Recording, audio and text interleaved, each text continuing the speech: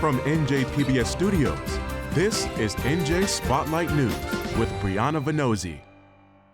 Hello, and thanks for joining us tonight. I'm Joanna Gagis. Brianna Venozzi is off. Coming up, we look at the impact of youth sports on families. Some are paying tens of thousands a year just so their kids can compete. Plus, we hear from one state senator asking for extra state aid for school districts in the Pinelands and Highlands region.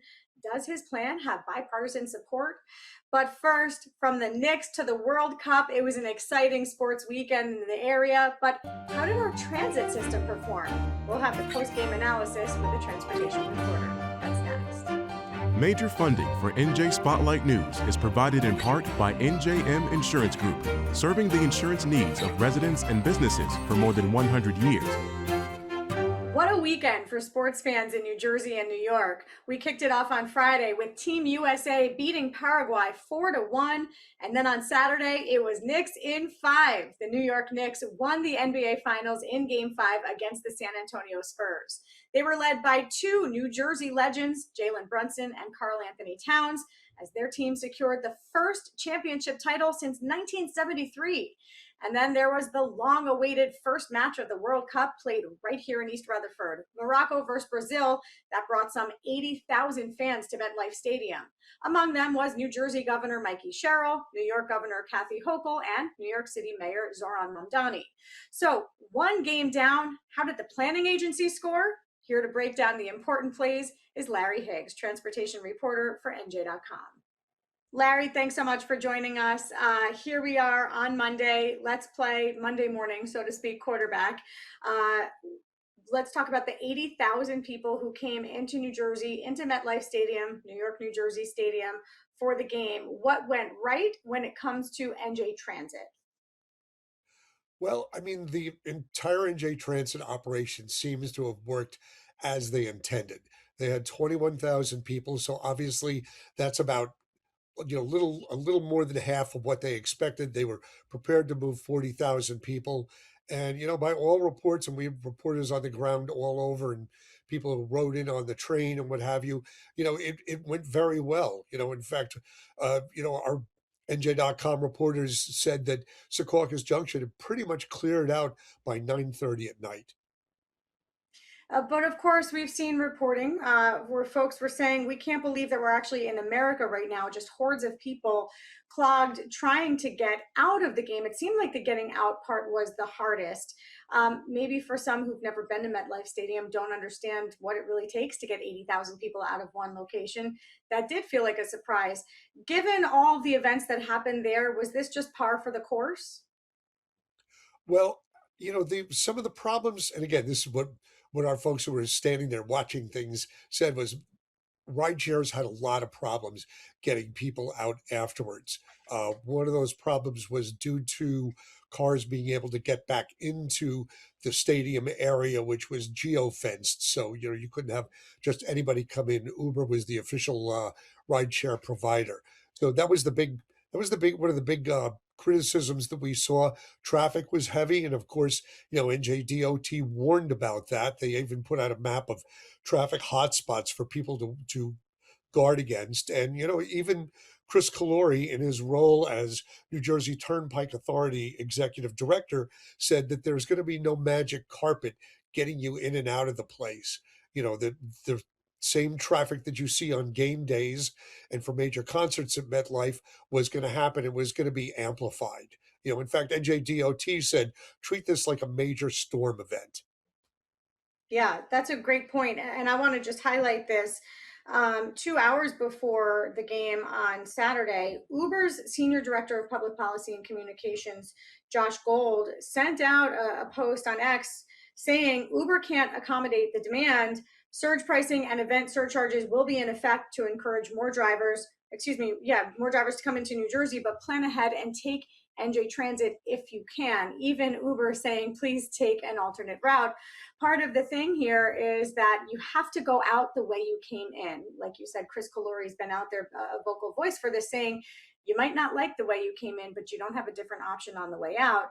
Do you think that with all the congestion and the clogging we saw with rideshare, perhaps more people end up taking NJ Transit for the next games? Well, and in fact, I have those questions into NJ Transit right now. One interesting thing, because he did lead a media tour on Thursday of the stadium, and one of the things that was mentioned was that when he said he wants people to come in on the same mode, he doesn't, he didn't want somebody to switch from committee bus to trains. However, they do have an apparatus set up where you could buy a ticket to go out on the train. So if you came in on on an Uber, you could buy a ticket on site at the stadium, and they'll sell it to you as long as they have capacity. So in other words, if they were up to 40,000 people, they're not going to sell you a ticket. But for Saturday's match, which was 21,000, they somebody could have bought a ticket. So, to be clear, if someone is buying a ticket at that time, regardless if it's at the end of the game, they're still paying that $98 price tag, though, yes? As far as I know, yeah. One of the things NJ Transit said was, and I don't think it was widely publicized, we did write about it, but that $98 pass is kind of like all inclusive. So it's like an all you eat can eat buffet on a cruise ship. This allows you to ride the entire system for that day without having to pay extra train fare. So if you're coming to World Cup from Morris County and you have to take the Morrison Essex line, or you're coming from Central Jersey and you have to take a 116 bus, you don't have to pay the extra fare for that. If you're taking a light rail to get to however you need to get to Secaucus Junction, you're not paying for that light rail. So that's one feature that I don't think was widely publicized, that it's all inclusive. One Yeah, it's a fare, great and you get point. used to like a pass. One fare to get you completely to the game. But here's the question: Right. how much did that $98 price tag impact the way that folks tried to get to the stadium? And just let me add by saying that there was video that I saw of people walking down, I think it was Patterson Plank Road, that stretch of Mhm. 120 over there, to get to the game. And we'd heard that you can't walk to the game. But I'm curious how much that train ticket did impact the ridership, from what you can see, from what folks on the ground could see. Well, and I mean, a lot of people complain about affordability. They compared it to other places, but a lot of those other places, for example, in Philadelphia, they're a subway ride away from the link. That's a 390 price, and Septic was able to get a sponsor to come in and to pick up some of that. So there were some free rides provided. But it's a different story because the link is also walkable. One of the things that was organized were old school FIFA style fan parades from Center City, and also one that went along the Delaware River, because it's only a couple of miles to walk to the link, where MetLife Stadium is literally, as many people have said, good or bad, it's in the middle of a swamp in Jersey, so you're not going to walk down Route 3. Patterson Plank Road is a different story. There were businesses that were apparently selling parking for a discount rate of $100 on Patterson Plank Road. Now, what I haven't heard is how those people got access into the stadium. Whether they walked through the ride share area and then just walked that last mile and a half along with all the other people who came in Ubers or not. And we know that there were many people at the end of the game who were told if you hadn't already booked an Uber, they simply, or any type of ride share, they simply were not going to be allowed to get to that pickup point, another area where folks felt like they were stranded at the game. Just a few seconds left. What do you think are the biggest takeaways for the transit system, overall for the host committee, as we go into the next game? Well, I mean, one of the things that has to be answered is why only one rideshare provider is providing transportation on that side. And that question was brought up as on Wednesday as well. Was Lyft included in this? And apparently they weren't, because it was a sponsorship arrangement. I'm waiting for the official answer from the host committee on that. I mean, buy your train tickets. They proved that it worked. So, that might be the best solution if you don't want to sit in traffic. The Yep. train has got a dedicated right of way, transit way, which is the bus rapid transit system between MetLife and Secaucus Junction, also run by NJ Transit as a dedicated right of way. So, Yeah. that, not to paraphrase their slogan, but that may be the way to go. All right, we got to leave it there. Larry Higgs, that may be the way to go. Transportation reporter with NJ Advanced Media. Thank you so much. Thank you. School districts in the Pinelands and Highlands region are asking for more state support in the school funding formula because of the limits they face in terms of where and how they can grow their economies. Republican State Senator Latham Tiver says it's time to better support these school districts. He joins us now to talk about that and his other legislative priorities as part of our Under the Dome series. Senator, thank you so much for taking some time to talk to us today. You're here in part because we want to talk to you about what's happening in the Pinelands region. I know you testified earlier this month before the Senate Education Committee because you do represent many school districts that are in that Pinelands region that are affected by the Pinelands Protection Act that was signed in 1979. Can you give us a sense what challenges the Pinelands school districts are facing when it comes to the school funding formula? Sure. Thank you for having me today. So the Pinelands and the Highlands are pretty much in the same boat. We're receiving numerous calls. They don't stop. And it's basically school funding and state aid. And part of our problem in the Pinelands and the Highlands region is that we're asked to preserve land, which is a great thing, but yet these towns aren't able to broaden their tax base with, bringing ratables into their town and the such. So that's basically the crux of it. We have a school who just had to lay off their security guard, and in today's day and age, that's kind of eye-opening. We have sports being shut down, or parents asked to pay extra for their child to pay sports. There's another district who has to try to decide whether or not they're going to lay off 190 aides or raise taxes, which is going to be a big thing. So that's kind of the crux about how this bill came about. So let me ask you, I know you introduced legislation S4118. This is known as the Fairness for School Districts in Development Restricted Areas Act. What is it that you would like the state to do or like to be written into the school funding formula to protect or to help support these districts? So basically, this isn't an open checkbook for these towns. It's based on population of school and percentage of preserved pinelands or highlands in each town. So for instance, if you have at least 25%, if you lost money in state aid and you have at least 25% of preserved land in the pinelands or highlands, then you would qualify. So if you have a school where there's 500 to 999 students, you would qualify for up to $2.5 million. And if you have 1,000 students or more, then you would qualify for up to $5 million. This does seem, Senator, like kind of I wouldn't say obvious, but it seems like there are some real limitations for these districts. And we've heard, members of the legislature on both sides of the aisle, but in particular, those representing these districts say, look, this is just an unfair burden on these communities. Does it seem like this might have some bipartisan legislative support? We sure do hope so. I mean, it is bipartisan. We do have bipartisan support with sponsors, and you think it sounds obvious, but hopefully it does. Hopefully it does pass because these schools are really struggling. Some of these schools have lost more than 50% of their state aid in the last 7-8 years, so they're really struggling. But we know nothing is obvious or easy when it comes to Trenton and politics. I do want to talk about a bill that you've been working on to help support the families of those who serve in our military. Can you explain what you're asking for from the legislature? So this one is basically for reservists and National Guards. We are in affordability crisis, right? Again, our phones keep ringing. How are we paying for our electric bills? Which that's a whole other subject that we can talk about later on.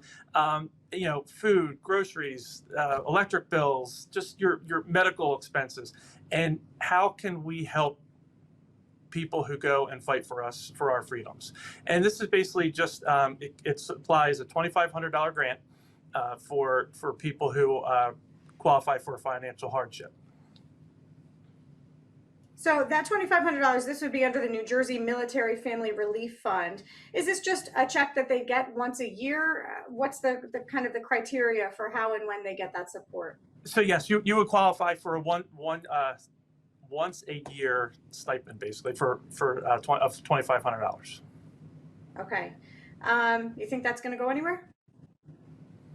Again, we hope so. I mean, we owe it all to our veterans, right? They're there. We have the freedoms that we have because of them. So that's a small token that we can give them.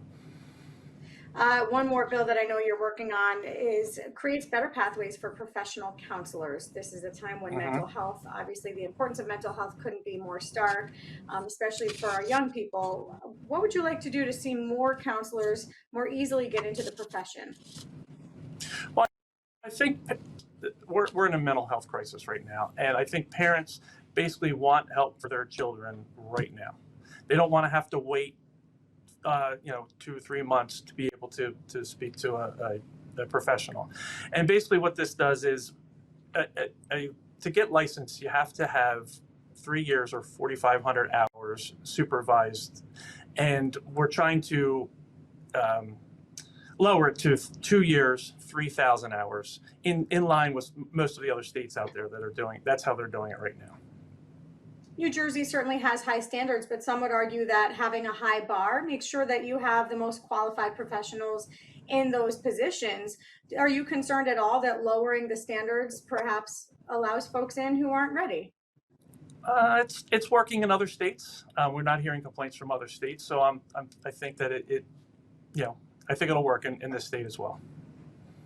I do have to just say that there may be a run against you. We've seen last week Assemblyman Anthony Angelozzi, did say that he's not ruling Angelozzi. Thank you. He's not ruling out a run in 2027. Have you given any thought to that and what that could look like? No, I mean, whoever they want to put up against me is, I can't control that. So if Anthony wants to run against me, then, that's just the way that the cookie crumbles, I guess you could say. All right. Finally, got to ask you, obviously, we're just less than a couple weeks away from the budget deadline. Your thoughts on how the budgeting process is going right now under a new administration? Right now, it's like you said, we have 3 weeks, and we're just waiting to hear what the final budget is going to look like so that we can take a look at it and vote on it. And go from there. All right. And go from there. We're going to leave it right there. Senator Latham Tiver, you represent folks down in Atlantic and Burlington counties in District 8. Thank you for taking some time today. Thank you. Have a good day. Under the Dome is made possible in part by the Corporation for Public Broadcasting, a private corporation funded by the American people. If you have a child who plays sports, you've probably experienced the shift that's been happening in youth sports recently. What used to be a hobby that teaches kids some great life skills has now turned into a crushing rat race of private coaching, club team competitions, and a year-round commitment to any individual sport just so your kid can stay competitive. NJ.com sports reporter Steve Politi recently took a deep dive into the issue to see what toll all of this is having on families, both emotionally and financially. Steve, great to have you with us. This is really an important topic that I know touches so many families. You call it the sports industrial complex. What do you mean by that? Yeah, I think it's just the entire culture of what's happened to the youth sports that we once played in our backyards with our kids and communities it's now $40 billion industry that essentially, thrives on getting every penny out of every person who is involved in it. Yeah, I think that's the best way to call it. And I think people enter it not kind of understanding that or perhaps hearing about it, but not really realizing what that means. And once you get your kids signed up, you find out very quickly just how just every turn there's another handout looking for more money, another check to write, another team to join. It is really an all-encompassing thing. When you talk about a $40 billion industry, it kind of feels like there's this coordinated effort to be taking, funds from families who are perhaps vulnerable, just want their kids to succeed. But who's profiting here? Is this really an organized kind of system that we've all stepped into? It's more of a patchwork than an organized system. I think what you're seeing now on the highest level of that is because it's such a big business and so much money is involved that a lot of private equity companies are seizing the opportunity, or jumping in, or are buying up local ice rinks and buying up club soccer teams and baseball facilities around the state, around the country, and that has changed, kind of sort of changed the on the ground dynamic for a lot of parents. You're no longer writing a check to your town or to the town soccer team. You're writing a check to a very big business that's one goal, one mission is to make money. And I think that's really changed the experience and increased the costs on a lot of levels for different sports. Yeah, I can speak as a parent myself. I have two kids. We get the messaging from coaches that, hey, if your kid wants to be competitive, they need to be playing in the off season. Or I don't even know in some cases if there even is an off season anymore. Kids are in these sports and these club teams year round, right? How much are parents paying? Yeah, and it varies wildly, but the Aspen Institute is one of the big think groups that chart this. Say it's $1,000 average for American families. The New Jersey families I talked to would laugh at that number. It's well above that for the cost of admission. I've talked to a swimming mom who spends $10,000 a year on her daughter, and that doesn't include the tech suits that she has to replace for $650 four times a year.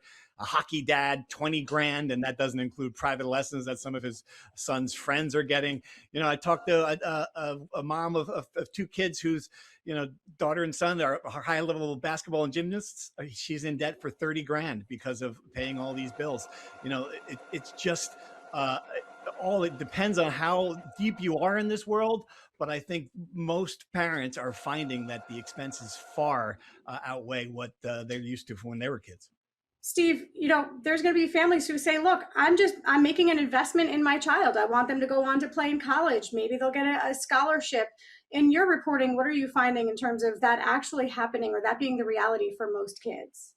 Well, the reality is that those parents should take that money and put it into a college savings funds. It would be a much better investment than trying to invest in a trainer or in a high level team. There's just not a lot of evidence that for most parents this works out. And of course, there are some who do achieve that. I mean, and one thing that the youth industrial complex is very good at is that they capitalize on that, and they promote these athletes on social media who do reach the highest level, who do get the Division I scholarship. And I think parents see that and say, okay, well, maybe with a little bit more, maybe with some more training, with some more individual work, if they go to a couple more summer showcases, it'll be my kid who has that opportunity. I think, and for the vast majority of parents and kids, that does not materialize. Yeah, there's burnout, right? I mean, I've seen it in my own family. Sometimes these kids just straight up burn out. You touched on school districts earlier, and we're seeing more and more as schools are facing funding cuts, funding challenges, they're cutting athletics. And I guess, as you've reported, that's trickling down to families also. Yeah, it's sort of a sad trend, and it's happening in the town I live in, Montclair, where we had to raise, $176,000 to save the freshman team that my daughter is going to play on next year, hopefully in freshman soccer. And it just, it's not every town, but there's just been enough of them that if it's certainly a possibility in a lot of places. If the funding is not right, if there's accounting error, if something goes wrong, the first thing they go to cross out is often athletics. And I think you're seeing that this has become another way that parents aren't getting those cheaper, even free opportunities for their kids to participate that we got when we were younger. Those are the teams. Yeah. Those are the teams that are often cut first. And I think we've also seen that with rec sports in a lot of communities. When the Great Recession hit in 2008, those were the first programs to go. Those lower cost opportunities for people to get involved, and it's the for-profit teams that sort of stepped in and took over. Yeah. It's hard to consider what it would even look like to put this genie back in the bottle. But I know U.S. Senator Cory Booker has chimed in on this, and he's calling on Congress to take action to help. What is he asking for?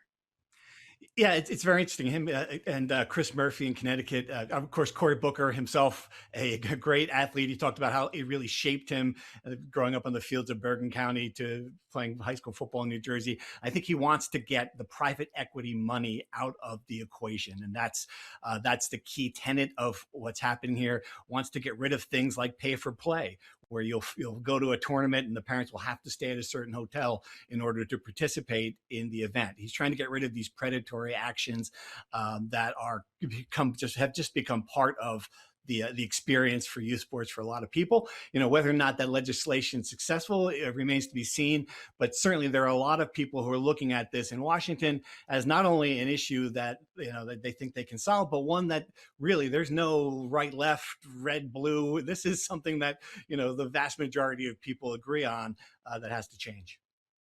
Yeah. No political party is impacted one over the other in this case. It's families everywhere. Thank you. Great reporting. Steve Politi, sports reporter and columnist for NJ.com. We appreciate it. Thank you very much. That's going to do it for us tonight. I'm Joanna Gagos for the entire team here at NJ Spotlight News. Thanks for being with us. We'll see you back here tomorrow.